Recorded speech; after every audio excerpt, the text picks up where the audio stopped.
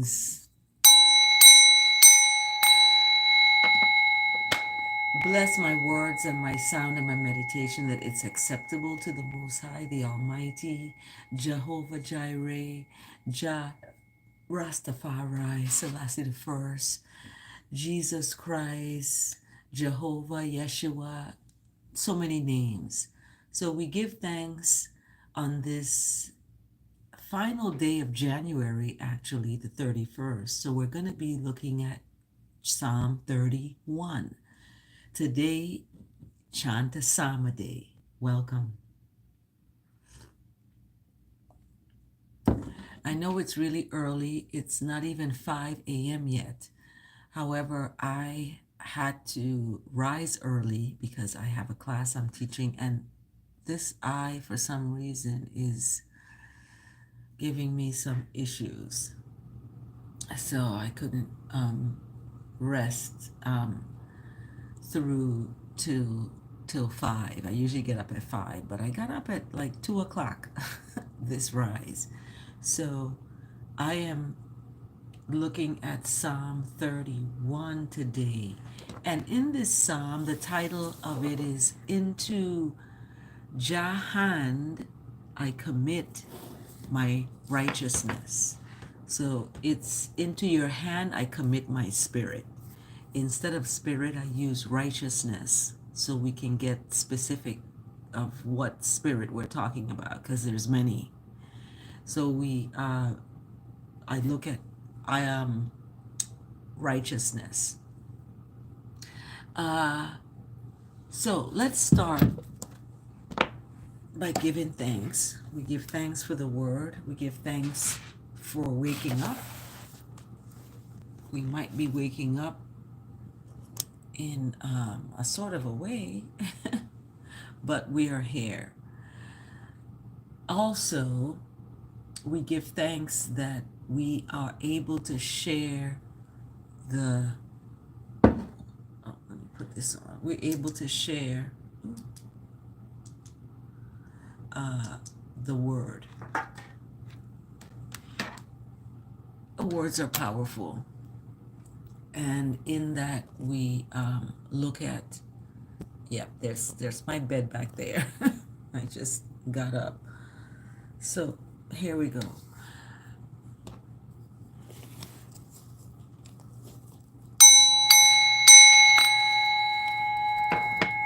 And my hawk feather. And my hot tea. So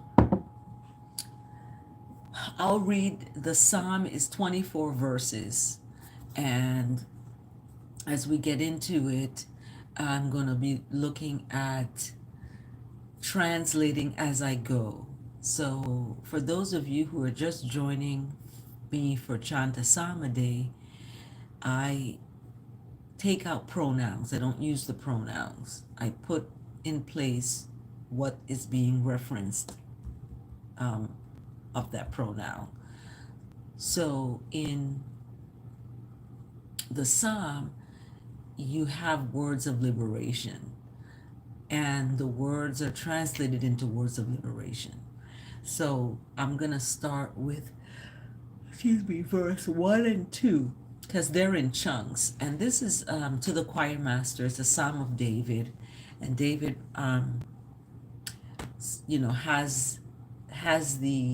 has it written in like sonnets.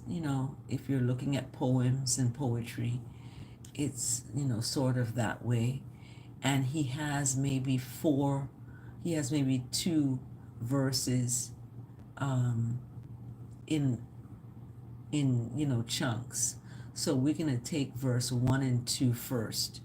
And verse 1 reads, "In you, O Lord, do I take refuge. Let me never be put to shame. In your righteousness, deliver me.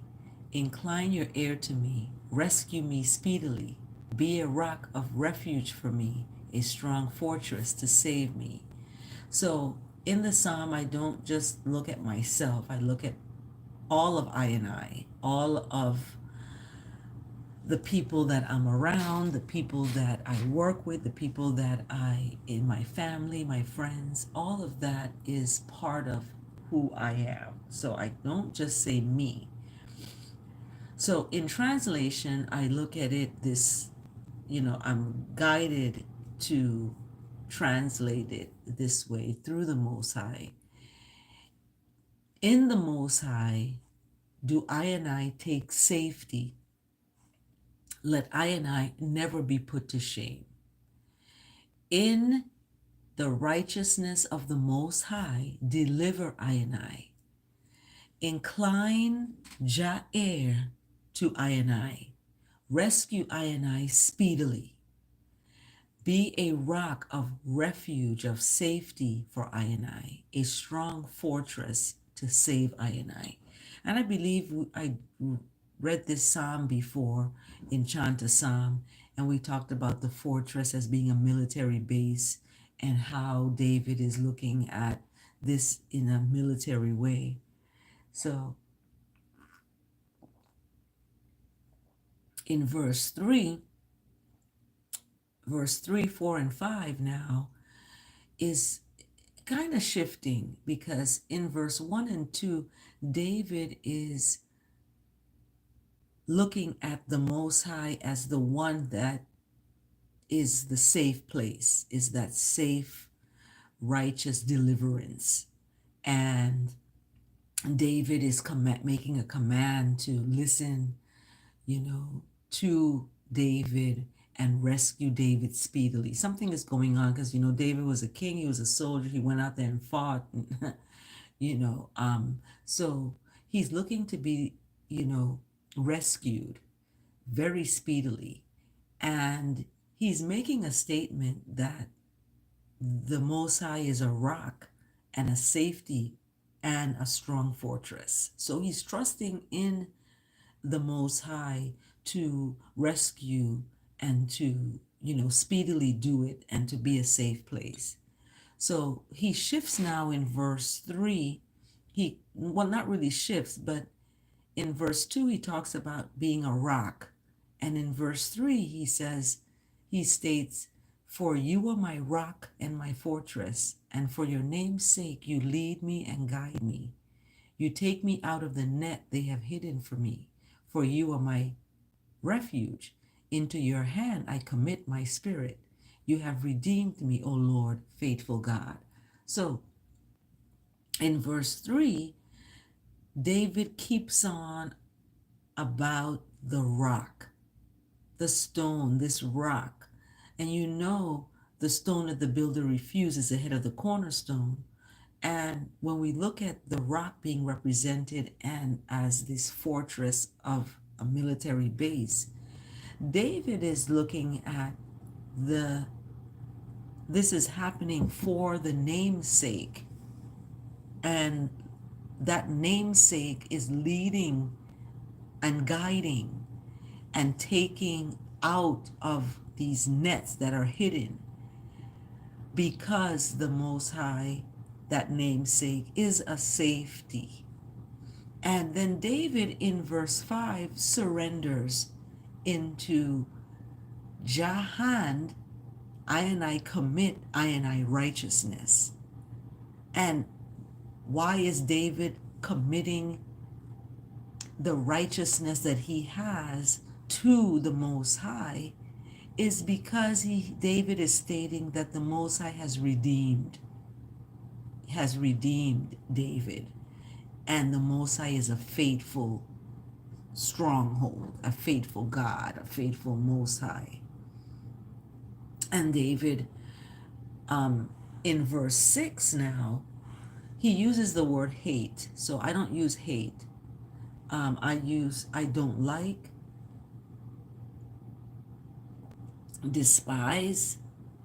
So David despises individuals who pay regard to worthless idols. And he's speaking on this in terms of what he does, because he says, but. I don't use but. However, David is speaking that he trusts in the Lord. So he does not like individuals who pay regard to worthless idols. And he's calling them worthless. That's a very strong word, worthless. It's meaningless. They don't have any meaning or value. So that's what worthless means. And David is looking at these idols as worthless. And he's making a statement that these idols are worthless. However, trusting in the Most High is where he's going to stay. Now, in verse 7 and 8, he makes a statement of, I will rejoice and be glad in your steadfast love, because you have seen my affliction. You have known the distress of my soul, and you have not delivered me into the hand of the enemy. You have set my feet in a broad place. So, what does 7 and 8 mean? David is making a statement that he is going to be joyful and glad because of the steadfast love. The love of the Most High is steadfast. And the steadfast love of the Most High, David is going to rejoice in, because the Most High has seen David's affliction and have known the distress of David's life. I don't speak soul, I speak life. And David has not been delivered into the hand of the enemy. And his feet is now set in a broad place where he can be safe. So when we look at verse 7 and 8, David is being joyful and glad. And the reason is because of the Most High knowing the distress in his life and not delivering him into the hand of the enemy, setting his feet in a broad place. So in verse 9 and 10 now, David is making a request. Be gracious to me, O Lord, for I am in distress. And he mentions that the Most High has seen his affliction and has known his distress. So he's making a statement and a request to be gracious to I and I, O Jah, for I and I am in distress, and my eye is wasted from grief. I and I life, and I and I goody also. So soul is translated to life. Body is translated to goody. It's good. Body can also be referred to as a dead body. So we use living words, so we stay away from words that are death sounding, and we use the living word. So goody instead of body, life instead of soul. Yes, we have a soul, but that soul doesn't die. It goes into an ancestral life. So instead of using the word soul, I use life, life force, life power, life. And in verse 10, David is giving the reason why he's requesting the Most High to be gracious. And he's kind of stating it in verse 9 when he says his eye is wasted from grief. I feel like my eye is wasted from grief too. This one eye right there. Oh my goodness. And his life and his goody is also wasted from grief. And then in verse 10 now, he's given a reason. For my life is spent with sorrow, and my years with sighing. My strength, my strength fails because of my inequity, and my bones waste away. So David is given a reason now for this grief and making a request to be gracious, because his life is spent with sorrow and his years with sighing. Sighing is like, and his strength is failing because of his inequity, and inequity is his sin. Inequity is his, backsliding, his downfalling, his wrongdoings, and his bones are wasting away. So David is really pleading for the Most High to grant him and graciousness. And in verse 11, David is giving reasons why his life is spent with sorrow and why this is happening to him. In verse 11, David states, "Because of all my adversaries, I have become a reproach, especially to my neighbors and an object of dread to my acquaintances. Those who see me in the street flee from me." Let's dive into that verse. So the reason this is happening to David, he's in distress, he's grieving, his life and his goodie is also, his bones are wasting away because of his enemies, because of his adversaries. He's facing adversity. This is the adversity he's facing, the grief in his body, in his bones. And he's become a reproach. Reproach means he's become a not a good thing to his neighbors. They look at him as, he's got the plague. And he's become an object of hate to his acquaintances.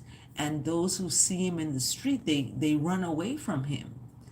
So in verse 12 now, David is expressing how he's feeling about being forgotten.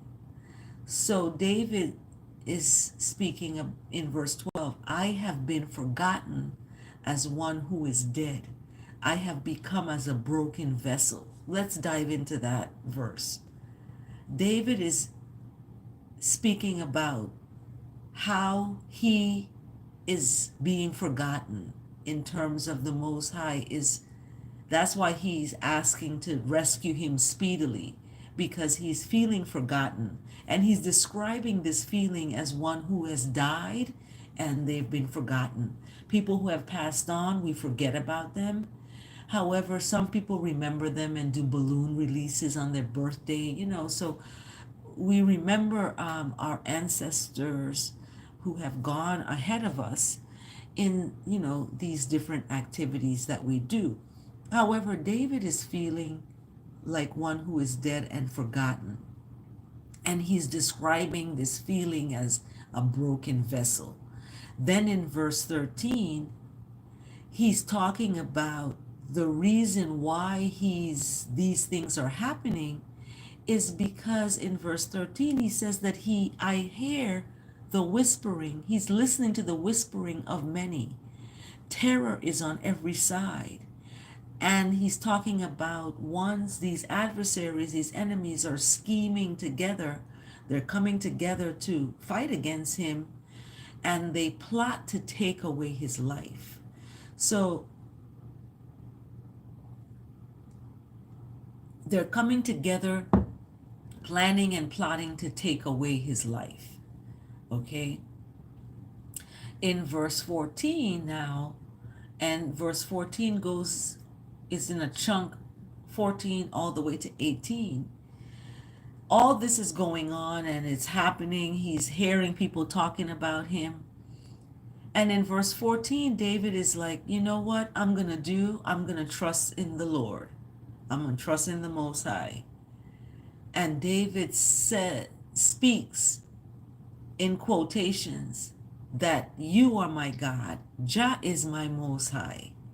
And then in verse 15, my times are in Jah's hand. My times are in Jehovah's hand.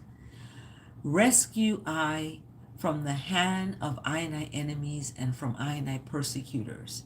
So David is making a request of the Most High to rescue him from the hand of these adversaries, these enemies. And he's calling them persecutors. They're persecuting him. They're whispering about him. They're scheming together to plot to take his life. All this is happening. And it's an exclamation mark. He's like, save me from the hand of I enemies and from I persecutors, because they're out there. And then in verse 16, David is making another request, like, make Jah face shine on Jah's servant.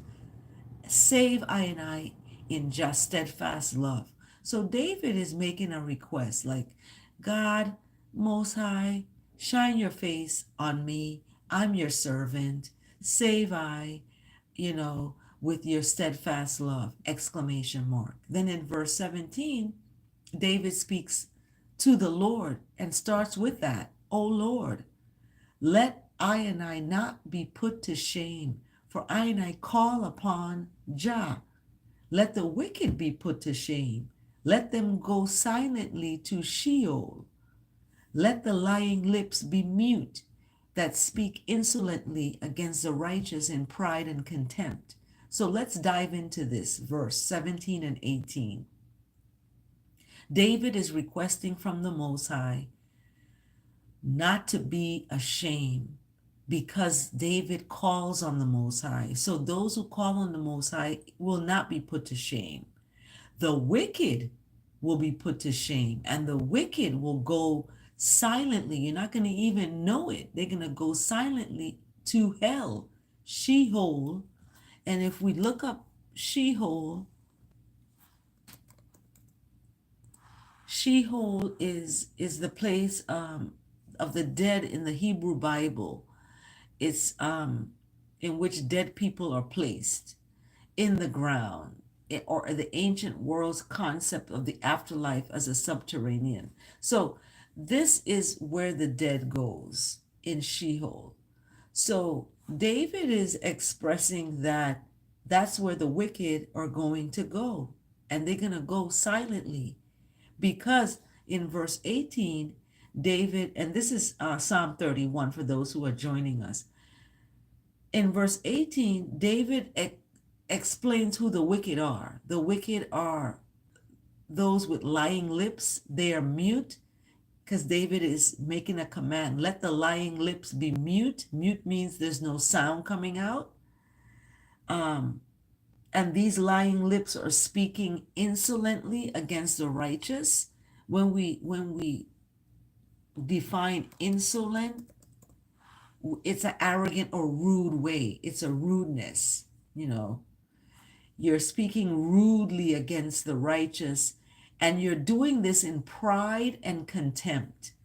So that's why I don't say I'm proud of you. I say I'm blessed of you, because pride is, you know, the Most High doesn't like that, to have pride and being in and having contempt. So pride is, and contempt, we use a different word for that. In terms of pride, I use blessed. So contempt is the feeling that a person or thing is beneath consideration, worthless, or deserving scorn.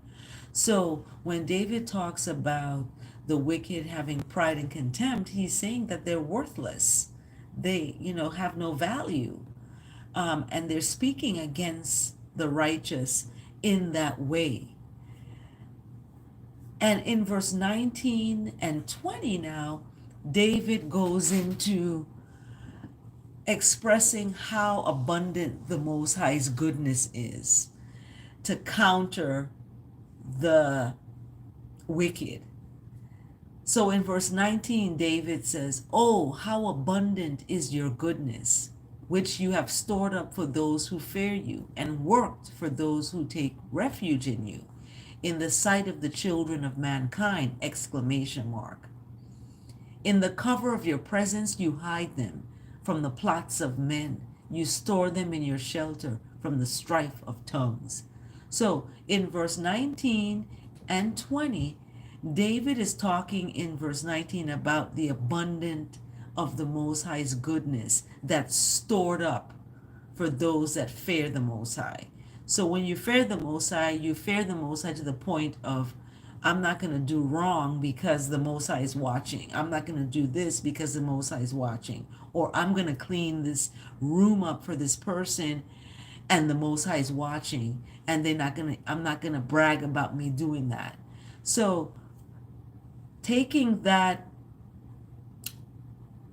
fear of the Most High, knowing that the abundance of goodness is stored up for those who fear the Most High and work for ones who take safety in the Most High. So and this is in the sight of children. So just like I just mentioned that you're doing this because the Most High is watching, children are watching. So in the sight of children. And then in verse 20, David talks about the Most High covers them and hides them from these plots to kill people, to kill them. They're coming together to plot his to take his life. And David is expressing that in the cover of the presence of the Most High, we are, those who fear the Most High are hidden from these plots. And the Most High is going to store those who fear him in that Most High's shelter, away from the strife of people's tongues and persecution of people, from people. So in verse 21 now to 22, David, because of all this cover and protection of the Most High and the abundance of goodness of the Most High, David in verse 21 is like, "Blessed be the Lord, for he has wondrously shown his steadfast love to me when I was in a besieged city." So David is testifying now that the Most High did all this and sheltered him and protected him and gave him this abundance of goodness. So David now in verse 21 is making a testimony of what the Most High's steadfast love has done for David in a city that is just desolate. And in verse 22, David makes mention that I had said in my alarm, when he was alarmed, he spoke, "I am cut off from your sight.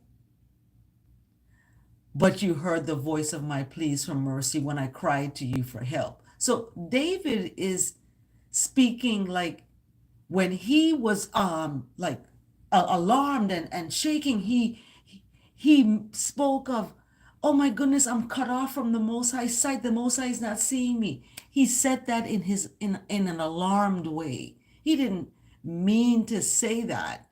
He said it in an alarmed way, because things were happening so fast and he was alarmed. He was like, woken up and said that. However, he counters that now and speaks of, wait, however, the Most High heard my voice, heard the voice of my pleas for mercy when I cried to the Most High for strength. So even though David said that in his, in his alarm, that he's cut off from the sight of the Most High, he's like, wait, even though I said that, I know that my voice and my pleas for mercy is heard. And when I cry, it's heard.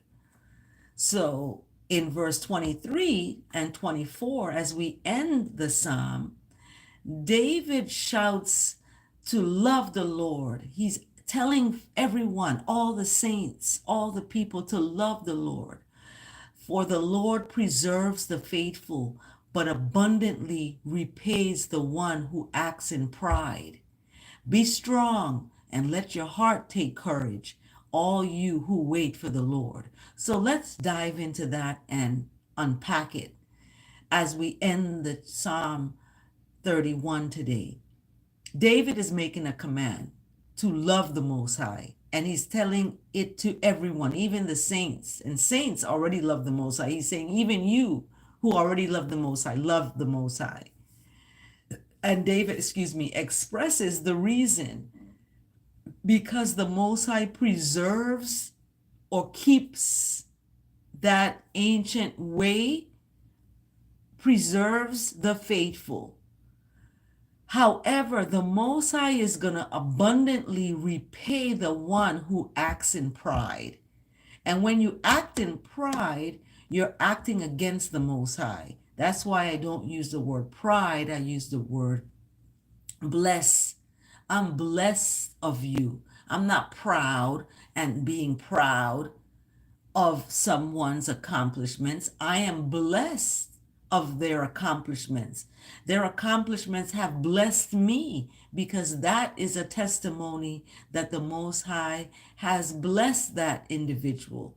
So instead of being jealous and envious of people who are receiving the bless, be receiving it too through that individual, because when you acknowledge the goodness of the Lord in people, you are receiving the bless automatically.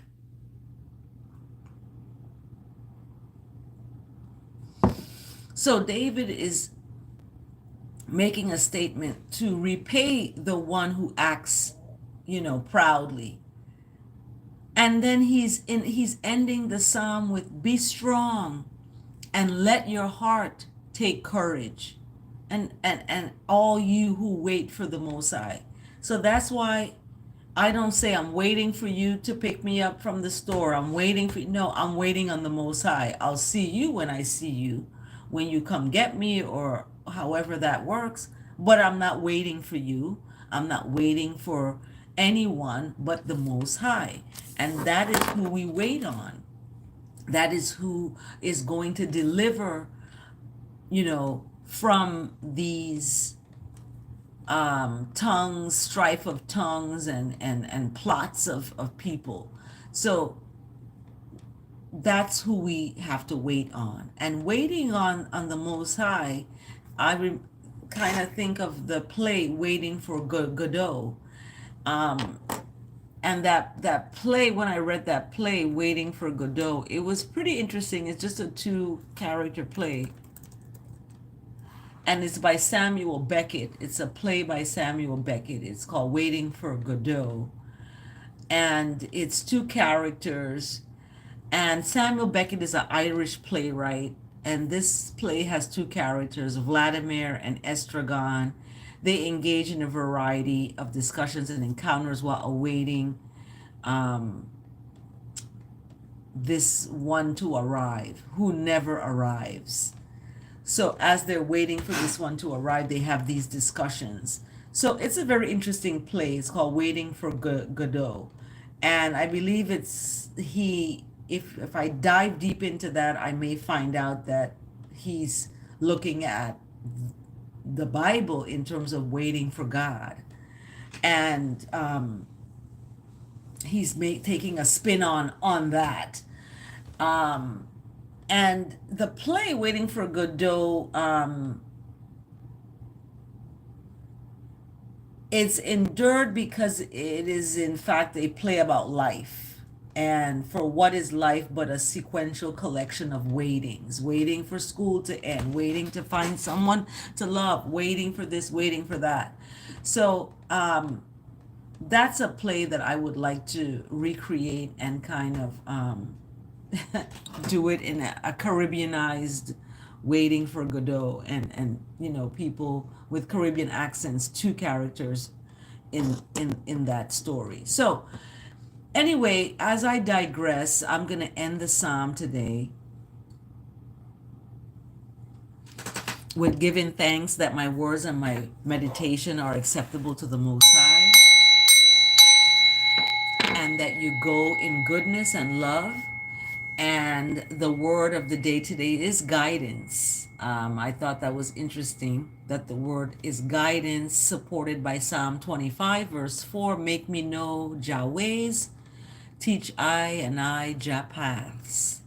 So in the word of the day, guidance, give thanks for the word of the day that is acceptable to the Most High.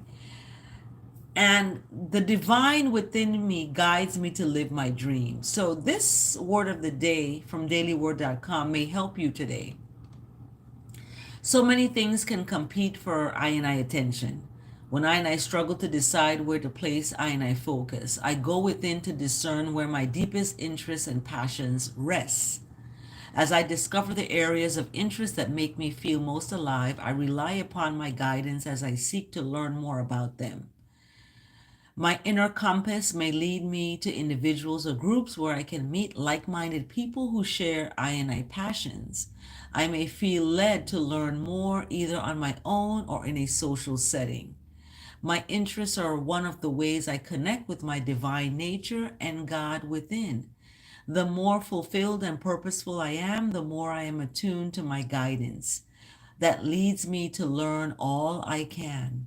As my mind expands, my zeal is kindled and my life is made rich and full. I receive that. I receive that word of the day.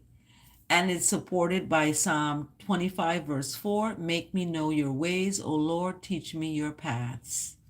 Psalm 25, verse 4. Selah and Selah again for the psalm. I give thanks for the word of the day. Go out there and share this word of the day with someone. Guidance. Thank you so much for listening. This has been Chant A Psalm A Day. Thank you. Selah.